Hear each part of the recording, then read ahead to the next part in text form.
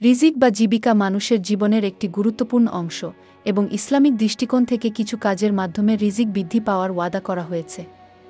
এমন 5টি কাজ তুলে ধরা হলো যেগুলি করলে রিজিকের অভাব হয় না।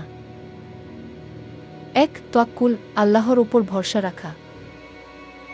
রাসূল সাল্লাল্লাহু আলাইহি ওয়াসাল্লাম বলেছেন, তোমরা যদি আল্লাহর উপর যথার্থ ভরসা করতে, তবে তিনি তোমাদের রিজিক দিতেন যেমনটি তিনি পাখিকে দেন, সকালে ক্ষুধার্ত অবস্থায় বের হয়, সন্ধ্যায় পেট ভরে ফিরে আসে। তিরমিজি হাদিস 2344। 2. ইস্তিগফার, ক্ষমা প্রার্থনা করা।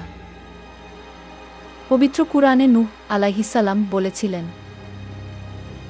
তোমরা তোমাদের প্রতিপালকের নিকটে ক্ষমা প্রার্থনা করো, নিশ্চয়ই তিনি অধিক ক্ষমাশীল।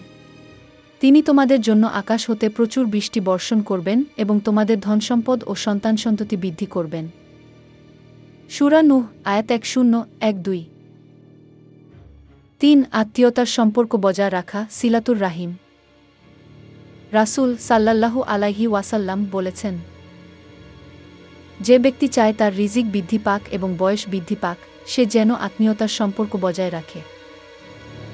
সহিহ বুখারী হাদিস 5986। 4. সালাত আদায় করা, বিশেষ করে ফজরের নামাজ। আল্লাহ বলেন, আর তোমার প্রতিপালককে স্মরণ করো সকাল ও সন্ধ্যায়, এবং কিছু রাতের অংশে তার সিজদা করো এবং দীর্ঘ রাত ধরে তার পবিত্রতা বর্ণনা করো। সূরা দাহর আয়াত 25-26।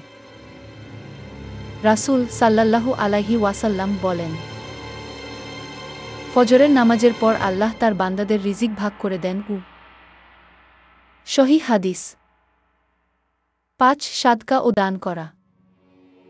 রাসূল সাল্লাল্লাহু আলাইহি ওয়াসাল্লাম বলেন, সাদকা সম্পদকে কমায় না, বরং বরকত বৃদ্ধি করে। সহিহ মুসলিম হাদিস 2588।